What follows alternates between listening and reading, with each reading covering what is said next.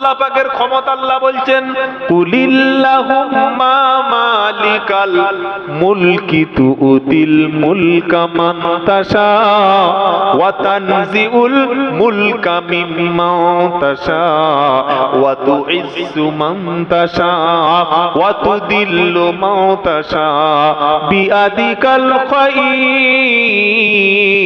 ইন্নাকা আলা কুল্লি শাইইন কাদির। 3 নম্বর পারা সূরা আল ইমরানের 28 নম্বর আয়াত। কুল, তুমি বলো, কুলিল্লাহুম্মা মালিকাল মুলকি তুতিল মুলকা মান তাশা। আল্লাহ পাক বলছে, বান্দা তুমি বলো, সাম্রাজ্য মুলুকের সার্বভৌমত্বের মালিক হলাম আমি আল্লাহ। গোটা পৃথিবীর সমস্ত সাম্রাজ্যের মালিক কে? আল্লাহ।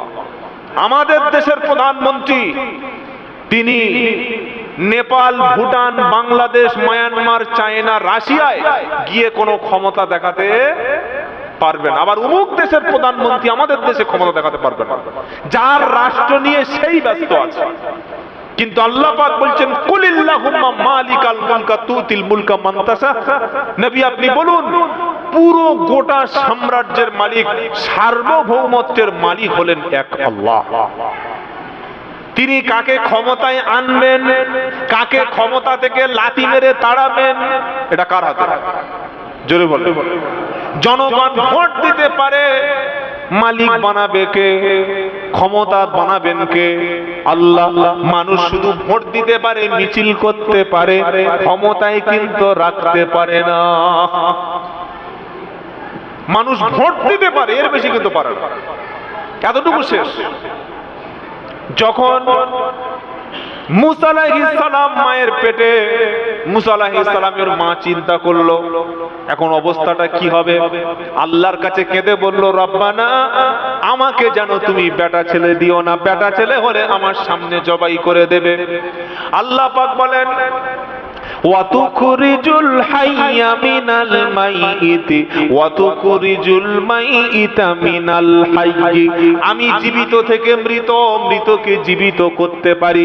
মায়ের পেটে কিন্তু চলে এলো মুসা, আর ফেরাউন রেডি আছে বেটা ছেলে হলে মেরে দেবে।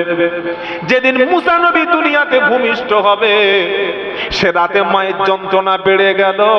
আল্লাহ পাক হুকুম করে দিলেন, জিব্রাইল চলে যা, মুসা নবীর মায়ের কাছে বলবি বাচ্চা হলে যেন কাঠের বাক্স তৈরি করে নদীতে ভাসিয়ে দেয়।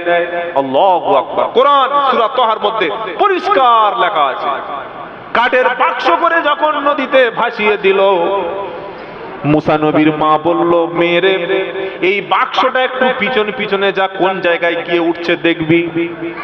পরদিন সকালবেলা মুসা আলাইহিস সালাম তার কাঠের বাক্স ভাসতে ভাসতে একদম ফেরাউনের বাড়ির সামনে গিয়ে উঠল। আল্লাহু আকবার। ফেরাউন বলছে, পুলিশ বাহিনী, যারা নৌবাহিনী, বলছে বাক্স নিয়ে চলে, বাক্স এখনই নিয়ে চলে এসো, বাক্স খোলো। বাক্স খুলে দেখলো নুরানি চাঁদের মতো চেহারা। বলুন সুবহানাল্লাহ। কোন নবী কালো ছিল না, কোন নবী বেটে ছিল না, খাটো ছিল না, ভুঁড়ি ছিল না, হ্যান্ডিক্যাপ ছিল না। বিশ্বের সমস্ত নবীকে আল্লাহ ফিজিক্যাল ভাবে সম্পূর্ণ সুস্থ করেছেন। বলুন সুবহানাল্লাহ। নবীদের যদি ভুঁড়ি হবে তাহলে দিনটা প্রচার করবে কারা ভাই? নবীরা যদি কানা হবে তাহলে দিন কারা প্রচার করবে? সেজন্য আমি কারোর বিরুদ্ধে বলছি না, যারা হাক্কানি ওলি হয়, হাক্কানি পীর হয়, তারা কখনো ভুঁড়ি আর গাড়ি বাড়ানোর জন্য মানুষের দরবারে ঘরে না। তারা দিনের জন্য মাসের পর মাস, বছরের পর বছর জীবনটা তারা অফ করে দেয়, তারাই হচ্ছেন আল্লাহর ওলি। বলুন সুবহানাল্লাহ। আবার আমাদের মধ্যে অনেক মানুষ আছে, আল্লাহু আকবার, খালি বক্তব্য শেষে গোশত খাবে 2 কেজি, রুটি খাবে 5টা। এত ভুঁড়ি, গাড়িতে পর্যন্ত বসতে পারে না। সুবহানাল্লাহ। সুতরাং মুসা নবী এত সুন্দর রূপ এবং চরিত্র, ফেরাউন দেখেই বলল হত্যা করবে। ফেরাউনের স্ত্রী বলল, তোমার কি মাথা খারাপ? আমাদের কোনো সন্তান নাই, অন্তত বাচ্চাটাকে মানুষ করা যাক। আল্লাহ বললেন, আমি যাকে বাঁচাবো তাকে কেউ মারতে পারে না, আমি অবশ্যই তাকে বড় করব। মুসা নবী কাঁদতে শুরু করলো, কারণ দুধ না হলে বাচ্চা কাঁদবে। ফেরাউন বলল, আরে অবস্থাটা কি? তাড়াতাড়ি দুধ পান করানোর জন্য কে আছে রেডি করো। আল্লাহ পাক সমস্ত নবীদেরকে উচ্চ বংশে পাঠিয়েছেন। বলুন সুবহানাল্লাহ। যে কোনো নাপাক মহিলার দুধ মুসা নবীর মুখে আসবে, এটা আল্লাহ পছন্দ করলেন না। যে মা তার দুধ নিয়ে মুখে যাচ্ছে, খাবো না, কাঁদতে শুরু করেছে। ফেরাউন ঘোষণা করলো, যে ব্যক্তি এই শিশুটাকে লালন পালন করতে পারবে, দুধ খাওয়াতে পারবে, মানুষ করতে পারবে, আমার রাজদরবারের পার্সোনাল রুম দেওয়া হবে এবং মোটা টাকা বেতন দেব। সুবহানাল্লাহ বলবেন না? শত্রুর ঘরে আল্লাহ তাকে বড় করেছে। মুসা নবীর বোন ছুটে চলে গেছে মার কাছে, বললে, মা, বললে কি চলো। কোথায় যাবো? আরে তোমার সন্তান আমার ভাই ফেরাউনের বাড়িতে, বলে মেরে দিয়েছে। বলে না, এখনো বেঁচে আছে। এবং সুসংবাদ হলো এটা, যদি বাচ্চাটা কান্না থামে, যদি বাচ্চাটাকে মানুষ করা যায়, মোটা টাকা বেতন দেবে আর রাজদরবারে সেফ হাউস দেবে। বলুন সুবহানাল্লাহ। আপনি কি মনে করছেন যারা ঈমান এনেছে, যারা ন্যায় পথে আছে, যারা দ্বীনের উপরে আছে, আল্লাহই তাদের হেফাজত করবে? এটা আল্লাহর ওয়াদা। বলুন সুবহানাল্লাহ।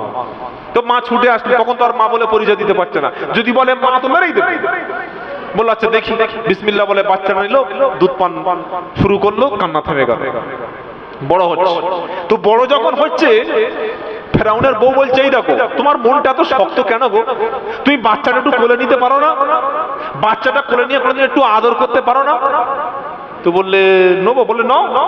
কোলে যেই নিয়েছে, নবী মার্কার চট, এক থাপ্পড়ে ফেরাউনের বাপের নাম ভুলে গেল। থাপ্পড় মেরেছে। কারণ নবীর সমস্ত নবীদের শরীরে আল্লাহ একটা ক্ষমতা দান করেছেন। বলুন সুবহানাল্লাহ।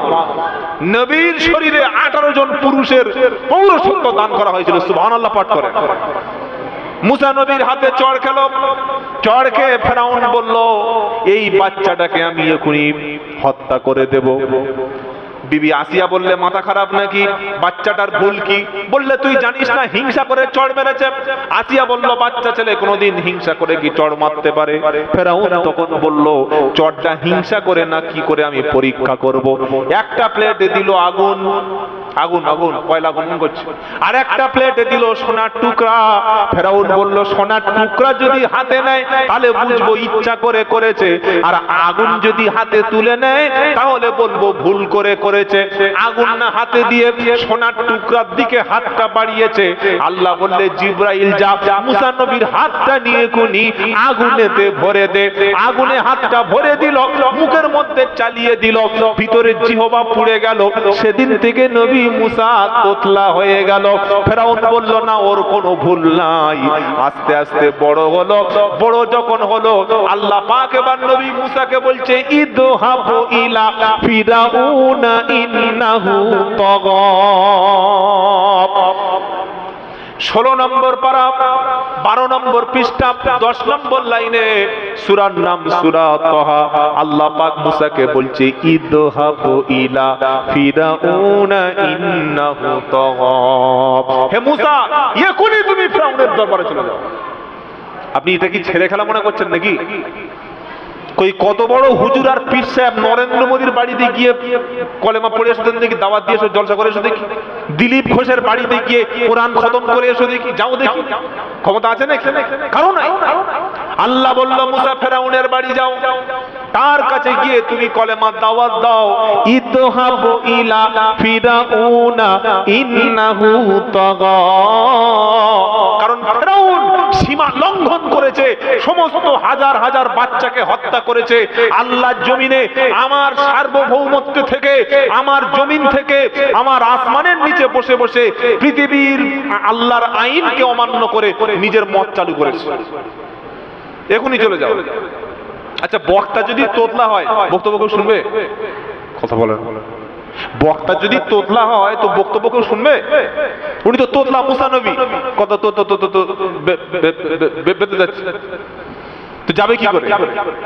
বলছে আল্লাহ, আল্লাহ বলেছে যাও ফেরাউনের বাড়িতে গিয়ে প্রথম কলেমা দাওয়াত শুরু করো। এজন্য যারা দায়ী দিনের দাওয়াত দেন, তাদের মূল টার্গেট থাকবে বড় বড় নেতা সর্দাররা।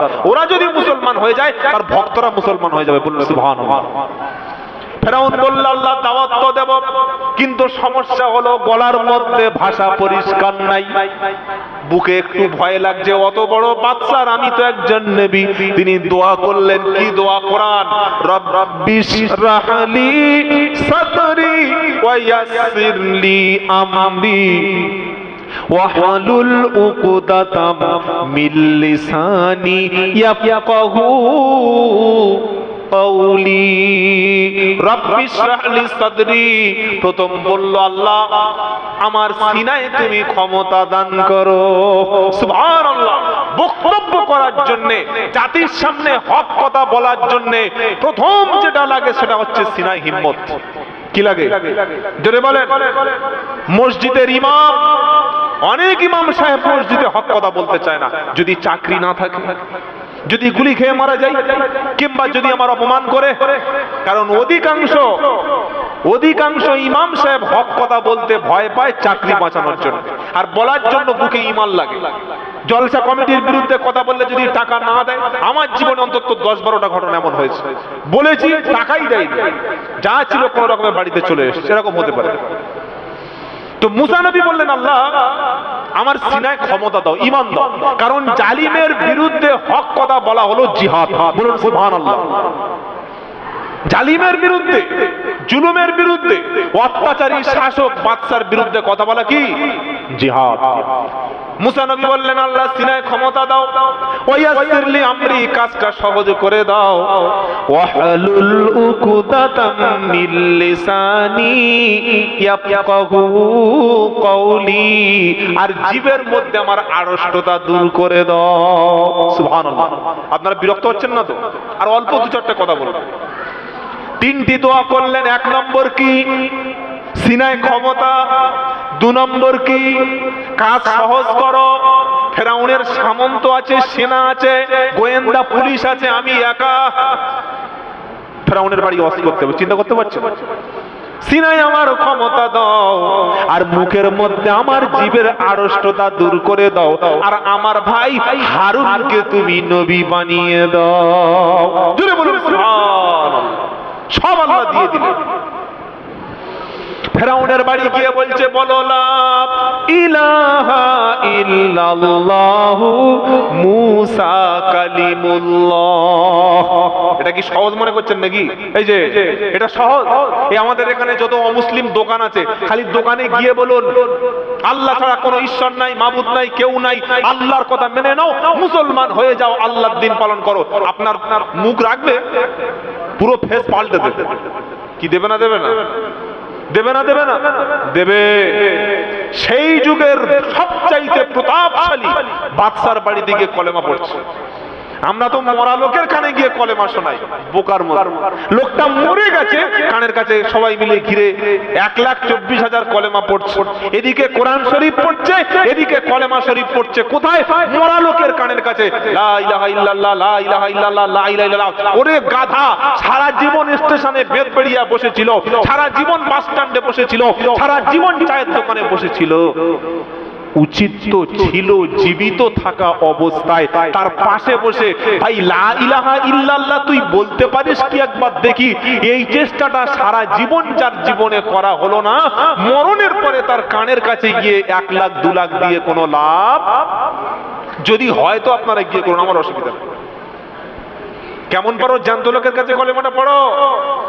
মুসা নবী গিয়ে বললেন বলো লা ইলাহা ইল্লাল্লাহ, আল্লাহকে রব বলে মেনে নাও। ফেরাউন বলল রব আবার কে? রব আবার কে? তখন মুসা বললেন রব্বুনাল্লাযী আতা কুল্লা শাইইন খলাকাহু সুম্মা হাদা। রব হলেন তিনি যিনি মানুষ সৃষ্টি করেন, আর সৃষ্টি করার পরে মানুষের সব প্রয়োজন মিটিয়ে দেন। বলুন সুবহানাল্লাহ। তিনি রব। ফেরাউন বলল সাহস তো দেখছি তোমার মন্দ নয়, আমার বাড়িতে খেলি, আমার টাকায় তোর মা মানুষ হলো, আমার দেওয়া খাবার তোর পেট টিপলে বার হবে, আমার সামনে এসে আবার তুই খোদা দাবি করছিস। গ্রেফতার করো। ফেরাউন কি বলল? গ্রেফতার করো, ওকে হত্যা করতে হবে। মুসা নবী এবার বলল আমার সঙ্গে তোমার একটা ক্ষমতা দেখানো হবে। আল্লাহ বলল মুসা রেডি হও। কি ক্ষমতা? বলল, ফেরাউন বললে এই মুসাকে মারার আগে একটা কাজ কর, আগে ওর অপমান করা হোক। কি অপমান করা হোক? রাষ্ট্র শক্তির সঙ্গে সরাসরি যুদ্ধে নেমে গেছে, ফাইটে নেমে গেছে, কন্ট্রাডিকশনে নেমে গেছে আল্লাহর নবী। সুবহানাল্লাহ বলতে ইচ্ছা করে না? মুসা নবী একা, ভাই হারুন, কোনো লোক নাই, হাতে ক্ষমতা নাই, রাষ্ট্র ক্ষমতা নাই, পুলিশ ফেরাউনের, সিবিআই ফেরাউনের, সেন্ট্রাল বাহিনী ফেরাউনের, গোয়েন্দা বিভাগ ফেরাউনের, আর মুসা নবী একা। একা কি করতে গেছেন? আল্লাহর দ্বীন আল্লাহর জমিনে প্রতিষ্ঠা করতে গেছেন। বলুন সুবহানাল্লাহ। ফেরাউনের মতো জালিমের গদিটাকে উড়িয়ে দেওয়ার জন্য গেছে। ফেরাউন বলল, সামনে 10 তারিখ ডেট কর, সাপোজ ধরে নি কলকাতায় শহীদ মিনারে চলে এসো। ফেরাউন মুসা বললে কি হবে? বললে আমার যত লোক আছে, জাদুকর আছে, সবাই জাদু দেখাবে, আর তোমাকেও জাদু দেখাতে হবে। যদি তুমি আমার জাদুকরদের হারিয়ে দিতে পারো তাহলে তুমি বেঁচে যাবে, তোমার কথা আমরা বিশ্বাস করব। আজ যদি তুমি হেরে যাও তাহলে ডান হাত বাম পা আর বাম হাত ডান পা কেটে নেব। কি আশ্চর্য বলুন তো! কলেমা পড়াতে গেছে, ওয়াজ করতে গেছে, তো শুনবি শোন, না বা শুনতে চলে যা, তা বলে এরকম কাজ করতে হবে? আল্লাহ পাক মুসা নবীকে বললেন, নবী তুমি কি করবে? এবার দেখুন আমার দিকে, যে কোন দিকে থেকে আছে, ওয়াদুমুম ইয়াদাকা ইলা জানাহিকা তাখরুজু বাইদাউ মিন গায়রি সুইন আয়াতান উখরা। এটার মানে কি? আবার বলছি, আমার দিকে দেখেন, কিছুটা হলেও বুঝতে পারবেন। ওয়াদুমুম ইয়াদাকা ইলা জানাহিকা তাখরুজু বাইদাউ মিন গায়রি সুইন আয়াতান উখরা। ডান হাতটা বাম বগলে, বাম হাতটা ডান বগলে ভরে দাও, কিছুক্ষণ দেরি করো। হাতটা যখন তুমি বার করবে, হাতের মধ্য থেকে আলো আমি বিচ্ছুরিত করে দেব। এটা দিলাম তোমারও মুজিজা। সুবহানাল্লাহ বলতে ইচ্ছা করে না? মুসা নবী ডান হাত বাম বগলে, বাম হাত ডান বগলে ভরে দিলে, কিছুক্ষণ পরে বার করে দেখছে একদম চকচক চকচক চকচক করছে। আল্লাহ বললে, মুসা এটা দিয়ে দিলাম। বললে আর একটা মুজিজা নাও। বললে কি? কি মুজিজা? আলকি আসাক ইয়া মুসা, হে মুসা তোমার হাতের লাঠিটা মাটিতে ফেলে দাও। লাঠি ফেলে দিল। আচ্ছা যদি হাত থেকে লাঠি ফেলে দিই তো কি হবে? লাঠি পড়ে যাবে, লাঠি তো পড়ে যাবে। যখন মুসা নবীর লাঠি পড়ে গেল, ফাইদা হিয়া হাইয়াতুন তাসআ, চলন্ত দুরন্ত সাপ হয়ে ছুটে আসতে শুরু করলো। মুফাসসিরিনরা বলছে নবী মুসা সাপ দেখে দৌড় দিল। সুবহানাল্লাহ। নবী হলেও সাপের থেকে ভয় আছে না নাই? নবীদের সাপ থেকে ভয় নাই? আরে উনি তো জানেনই না যে এটা সত্যিকারের সাপ নাকি মুজিজা সাপ। উনি মনে করলেন সাপ হয়ে গেছে। ফাওজাসা খিফাতাম মুসা, মুসা নবীর অন্তরে ভয় হলো। কি রাসেল ভাইপার নাকি রে ভাই, কামড়াবে। তো আল্লাহ বললেন, খুদুহা ওয়ালা তাকাব, ভয় পেও না মুসা, লাঠিটা সাপের লেজটা ধরো, আমি আল্লাহ আগের মতো লাঠি বানিয়ে দেব। সুবহান। লাঠিটা মানুষের কি মুক্তি দেয়। লাঠিটা কি দেয়? মুক্তি দেয়। সেজন্য জুমার দিনে মেম্বারে লাঠি হাতে খুতবা দেওয়া কি সুন্নাত। লাঠি হাতে খুতবা দেওয়া সুন্নাত। প্রত্যেকটা নবী লাঠি ছিল হাতে। বড় বড় আল্লাহর ওলি, বুজুর্গ, মাদ্রাসা, শাইখুল হাদিস, সুস্থ মানুষ দেখবে লাঠি নিয়ে ঘুরছে। কেন জানেন? লাঠিটা হলো নবীদের সুন্নাত। বলুন সুবহানাল্লাহ। এই জাতিকে ঠিক করতে গেলে লাঠি ছাড়া ঠিক করানো, যদি বলে ভালো কথা বলে যখন লাঠি বার করবে, এই লাঠি আছে হাতে। লাঠিটা হলো উম্মতের সুন্নাত, নবীদের সুন্নাত। মুসা নবী লাঠিটা ফেলে দিল, সাপ হয়ে গেল। 10 তারিখ হাজার হাজার ফেরাউনের জাদুকর, তারা বলল আমরা রেডি। মুসা বললে আমিও রেডি। জাদুকররা বলল, মুসা লাঠিটা তুমি আগে ফেলবে না আমরা আগে ফেলবো?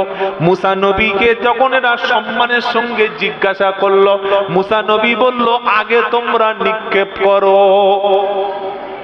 যেই লাঠিগুলো ফেললো, সাপ, বাঘ, বড় বড় সরীসৃপ প্রাণী হয়ে মুসা নবীকে এই খেয়ে নেবে, এই খেয়ে নেবে। 50-60টা বাঘ আর সাপ ছুটে আসবে। প্রাথমিকভাবে মুসা নবী ভয় পেয়ে গেলেন, সর্বনাশ, এবার মনে হয় আমার শেষ। আল্লাহ পাক বললেন, মুসা ভয় পেও না, বিশাল বড় রাষ্ট্র ক্ষমতার বিরুদ্ধে তোমাকে একা আমি ছেড়ে দিই নাই। ওয়ালকি আসক, হাতের লাঠিটা তুমি নিক্ষেপ করো। লাঠি যখন নিক্ষেপ হলো, জাদুকরদের সমস্ত জাদুর সবগুলো একটা সাপ খেয়ে ফেললো। সুবহানাল্লাহ। ফাউল কিয়া সাহারাতু সুজদাদা, সমস্ত জাদুকরেরা মুসা নবীর সামনে সেজদায় পড়ে গেল। সেজদায় পড়ে গিয়ে বলল, আমরা ঈমান আনলাম মুসা এবং হারুনের রবের উপরে। কেন জানেন? যখন জাদুকররা সেজদা করেছে, তখন ফেরাউন মনে করছে যে আমার সেজদা করেছে, কিন্তু তাদের কথা কি ছিল? আমরা ঈমান আনলাম রব্বি আল্লাহ, ঈমান আনলাম সেই আল্লাহর উপরে, রব্বি মুসা ও হারুন, হারুন এবং মুসার যে রব, সেই রবের উপর আমরা ঈমান এনেছি। অর্থাৎ আমরা আজ থেকে ফেরাউনের বাহিনী না, আজ থেকে আমরা মুসলমান হয়ে গেলাম। তাহলে মুসা নবীর 2-4টে মুরিদ ভক্ত বেড়ে গেল, জাদুকর ফেরাউনের শেষ হয়ে গেল। এইভাবে কয়েক বছর চলে যাওয়ার পর হযরতে মুসা আলাইহিস সালামকে চতুর্দিক থেকে তাড়া করলো, ঘিরে ফেললো। সামনে দরিয়া, যাবে কই? পালানোর রাস্তা নাই, হাজার হাজার বাহিনী নিয়ে গেছে। 40-50 জন সাথী মুসা নবীর। তারা বলল, ইয়া মুসা ইন্নালা মুগরামুন, হে মুসা আমরা তো এখনই পাকড়া হয়ে গেলাম, কোথায় তোমার সে খোদা, এখন যাব কোথায়? মুসা নবী একটাই শব্দ বললেন, রব্বি সাইয়াহদিন, নিশ্চয়ই আল্লাহ আমাদের রাস্তা বার করে দেবেন। বলুন সুবহানাল্লাহ। আজ ভারতবর্ষের মুসলমান আমরা মনে করছি উমুক দলের ঝান্ডা নিয়ে ঘুরলে বেঁচে যাব, আমরা মনে করছি উমুক পার্টির সঙ্গে আমরা সম্পর্ক রাখলে উনি আমাকে বাঁচাবেন। মনে রাখবেন, ভারতবর্ষের জমিনে একটাও নেতা নাই, একটাও দল নাই, একটাও ব্যক্তি নাই যে মুসলমানদের বাঁচাবে। কেন? মুসলমানদের বাঁচাবেন শুধুমাত্র আল্লাহ। যদি এই মুসলমান আল্লাহকে চিনতে পারে, আল্লাহর ঘরকে চিনতে পারে, আল্লাহর কিতাবকে চিনতে পারে, আল্লাহর ওয়াদা আমি বাঁচিয়ে নেব। বলুন সুবহানাল্লাহ। আর কোন দলমত নাই। আল্লাহ বলছে, মুসা তোমার দরিয়া দেখে ভয় লাগছে নাকি? বললেন, না, ভয় পাবো কেন? লাঠি ফের নিক্ষেপ করো। আগে হয়েছে সাপ, এবার লাঠিটা কি হলো? রাস্তা হয়ে গেল। কটা রাস্তা? 12টা। কেন 12টা? 12টা গোত্রের লোক 12টা রাস্তা দিয়ে ওপারে চলে যাবে। সুবহানাল্লাহ বলতে ইচ্ছা করে না? সব ওপারে চলে গেল। মিস্টার ফেরাউন এসে দেখছে সর্বনাশ, কি বিশাল বড় বড় রাস্তা। ও নেমে গেল, ও গিয়েছে মাঝখানে। কোরআন সূরা ইউনূস, ওয়াজাওয়াজনা বিবানি ইসরাঈলাল বাহর ফাআতবাআহুম ফিরআউন ওয়া জুনুদুহু, আমি মুসাকে দরিয়ায় পার করে দিলাম আর ফেরাউনের বাহিনী তার পিছনে লেগে গেল। মুসা নবী ওপারে চলে গেল, ফেরাউন মাঝখানে, কয়েক হাজার বাহিনী সব মাঝখানে। আল্লাহ বললেন, কোন ধ্বংস যখন লোকের আসে না, মানুষের যখন ধ্বংসটা শেষ পর্যায়ে এসে শুরু হয়, মৃত্যুর কাছাকাছি, তখন শেষ বাড়বাড়ন্ত শুরু করে। যেটা আমাদের পাশের রাষ্ট্রে বাংলাদেশে হয়েছে, আমি বলবো খুব অল্প 2-4টে সেই বিষয়। ঠিক ফেরাউন ছিল একটা হাসিনা, 2024 সালের ফেরাউন। কি বুঝলেন আপনারা? তার ইতিহাস, তার কার্যকলাপ ফেরাউনের চাইতে আরো নিকৃষ্ট ছিল হাসিনা। ফেরাউন তো তবু নদীর মাঝখানে রাস্তা পেয়েছে, আরে রাস্তাই পায় নাই, পালিয়েছে। কি বুঝলেন? গিয়ে দেখছে রাস্তা মাঝখানে। আল্লাহ বলেন, কোন? হে সমুদ্রের পানি এক হয়ে যাবে। পানি এক। সমুদ্রের পানি মিষ্টি না লোনা? কি বলছেন আপনারা? নোনা। মিষ্টি হলে তবু একটু খেয়ে কোন রকমের টিকে থাকতে। কয়েক ঢোক পানি সেনারা খেয়ে সব শেষ, কিন্তু আসল শয়তান কিন্তু বেঁচে আছে। ও দেখলো যে আগের সমস্ত মুসা নবীর বাহিনীরা কলেমা পড়ে সব বেঁচে গেছে, তো এখন যদি কলেমাটা পড়ে না হয়তো বেঁচে যাবো। কি এ বাবা, এ বাবা, এই বিরিয়ানি রেডি আছে, বাচ্চাদের হাতে দিয়ে ওদের বাড়ি পড়ে। এ বাবা, তোরা একটা করে প্যাকেটে বাড়ি চলে যা যা যা যা।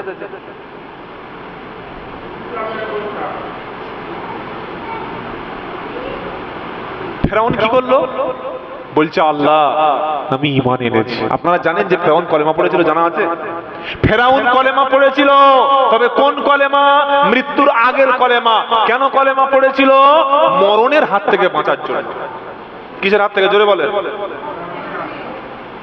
আমাদের দেশে প্রচুর লোক আছে জানেন, নামাজ রোজা কিচ্ছু নাই, কলেমা কিচ্ছু নাই, ঠিক মরণের সময় মাথায় টুপি দিয়ে মানুষ শুয়ে আছে।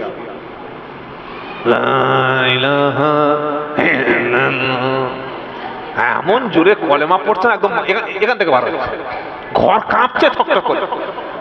লোক মরে যাচ্ছে, তা হাত কাঁপছে কেন? বলছে কলেমার ভোল্টেজ।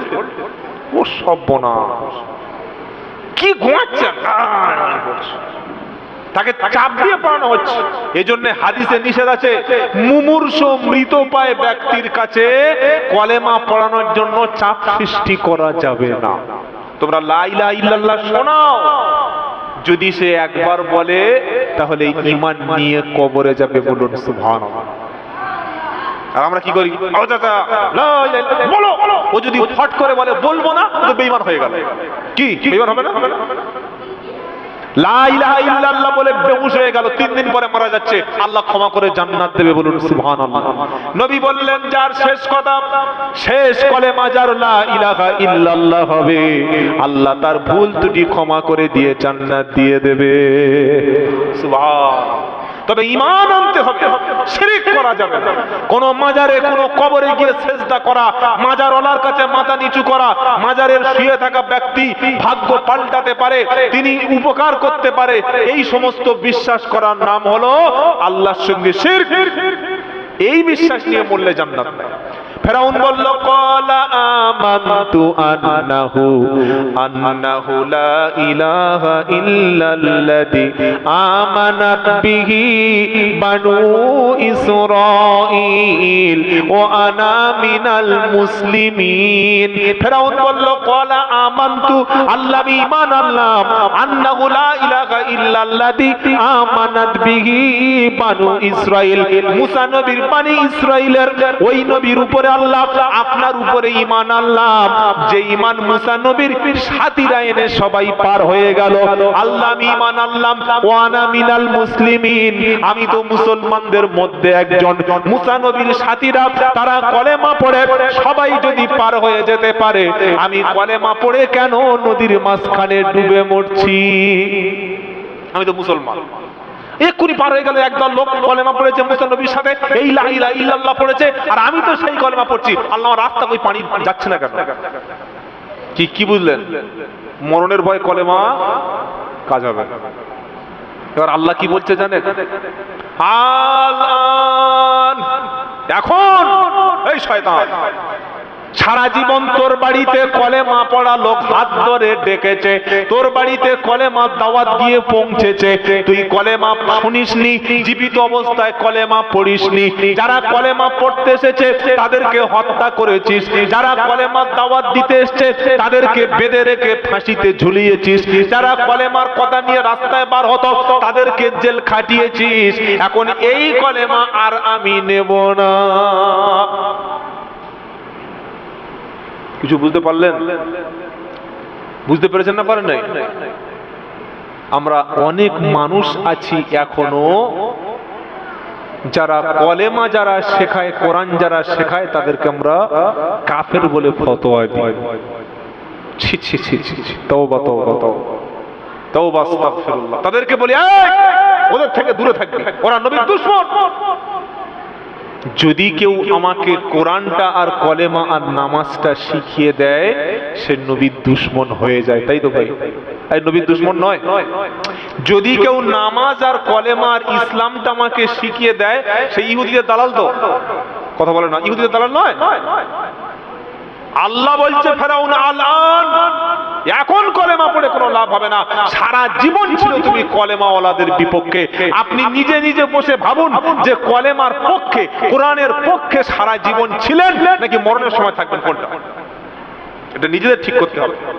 আল্লাহ বলছে ফালিয়াউমা নুনাজ্জিক, আমি তোমাকে ডুবাবো, মারবো, তবে বডিটা আমি নষ্ট করব না। সেই ফেরাউন আজও আছে। আপনি এখনই সার্চ করুন, উপরে হা করে মানুষ শুয়ে আছে, হাত মাংস নেই, চোখ চলে গেছে, দাঁত কয়েকটা বার হয়েছে। ফেরাউন এখনো পর্যন্ত মিশরের কায়রো জাদুঘরে রেখেছে, কিয়ামত পর্যন্ত থাকবে। কেন? নবীদের উপরে যারা জুলুম করে, নবীদের যারা নির্যাতন করে, কলেমা ওয়ালাদের বিপক্ষে যারা থাকে, জমিনে মানব রচিত দিন প্রতিষ্ঠা করে, মানুষের আইন প্রতিষ্ঠা করে, আল্লাহর দিন প্রতিষ্ঠা করার পিছনে যারা বাধা দেয়, আল্লাহ সবগুলো ফেরাউনের মতো শাস্তি দেবে। আমরা আর অল্প দু চারটে কথা বলবো, এবার একটা নবীর জীবনী বলে